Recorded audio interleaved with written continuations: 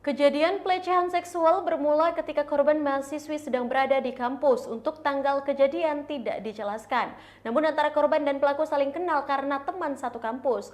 Kronologi kejadian pelecehan itu juga diunggah akun Twitter @abcdyugoblog.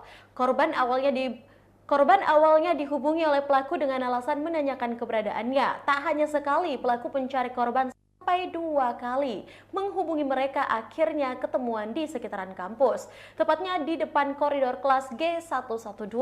Mereka berdua kemudian ngobrol di depan pintu masuk ke gedung 1.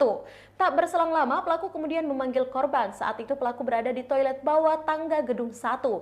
Korban yang merasa tak ada gelagat aneh karena ia merasa bahwa pelaku mungkin menanyakan letak toilet cowok, sebab di toilet kampus memang tak ada tandanya. Tiba-tiba pelaku mendorong korban ke tembok ujung dan mencoba mencium korban dengan sengaja. Hal itu kemudian membuat korban menolak dan menepis dan mendorongnya hingga ke belakang.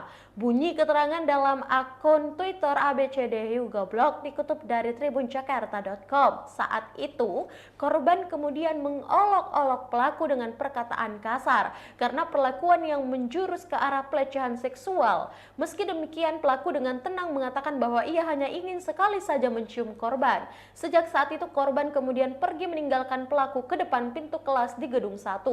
Korban mengaku bahwa pelaku kemudian menceritakan hal-hal berbau terkait hubungan seks. Atas kejadian ini, korban berharap pelaku mendapat hukuman karena perilaku yang melecehkan.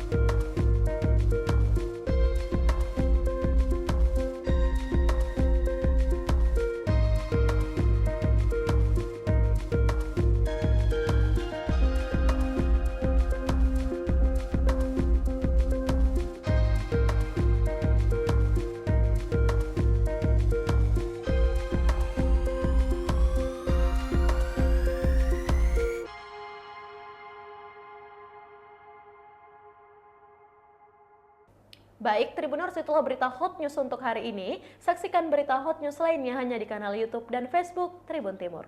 Terima kasih sudah nonton. Jangan lupa like, subscribe, dan share ya.